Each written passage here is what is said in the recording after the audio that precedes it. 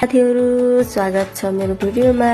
आज शनिबारको दिन बेथीको साग लिनलाई म खेततिर जाँदै छु। यो चाहिँ हाम्रो खेत हो। यसमा चाहिँ बेथीको साग उम्रेको छ। मैले बेथीको साग टिप्दै छु। मलाई चाहिँ एकदम मन पर्छ। हजुरहरुलाई मन पर्छ कि पर्दैन हेर्नु त कति राम्रो कलकलाउँदो बेथीको साग छ। आज यसलाई चरक्क पारेर अचार बनाएर खाने हो। आलुमा हल्का हल्का उम्रेको छ। त्यसलाई टिप्दै छु। मैले टिप्दै छु।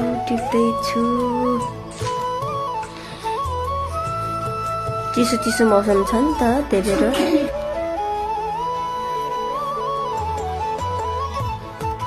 कति राम्रो हो के बेथे पनि। वाउ। अनि यो चाहिँ खेत भयो। त्यो चाहिँ मेरो घरदेखि बारी खेत नजिकै छ।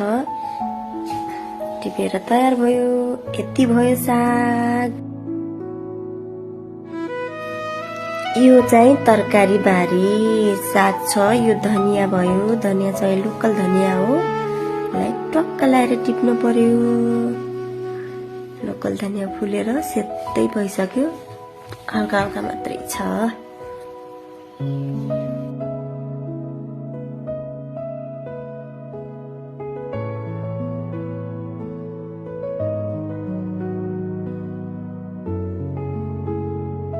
धनिया टिपेर सक्यो। अब चाहिँ दाउरा चिर्न पर्यो। आगो बाल्नको लागि दाउरा चिर्दै छु। यसले के काम गर्छ होला भन्न सोच्नुहुन्छ नि त। ओहो कति गाह्रो भएको छ मलाई दाउरा चिर्न।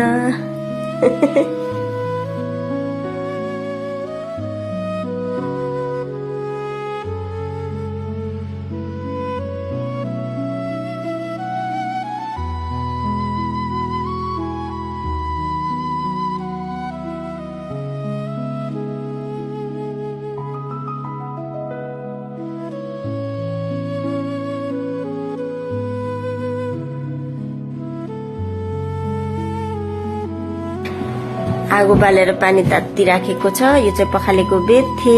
अनि यो चाहिँ भाङो टिमुर खुर्सानी। अब यसलाई हल्का बोइल गर्न पर्छ। बोइल नगरेपछि सेन्ट आउँछ नि त, त्यही भएर बोइल गर्दै छु मैले।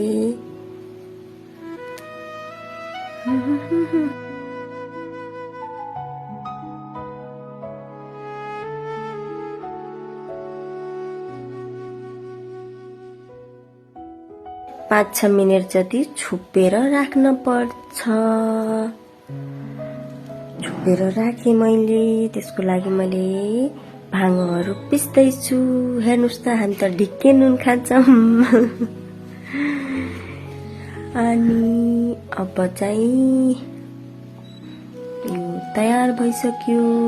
छाम्दाखेरि नरम भएको देखिरहेछ।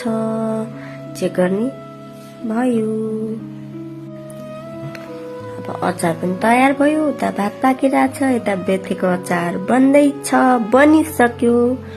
अब खाना मात्रै बाँकी छ।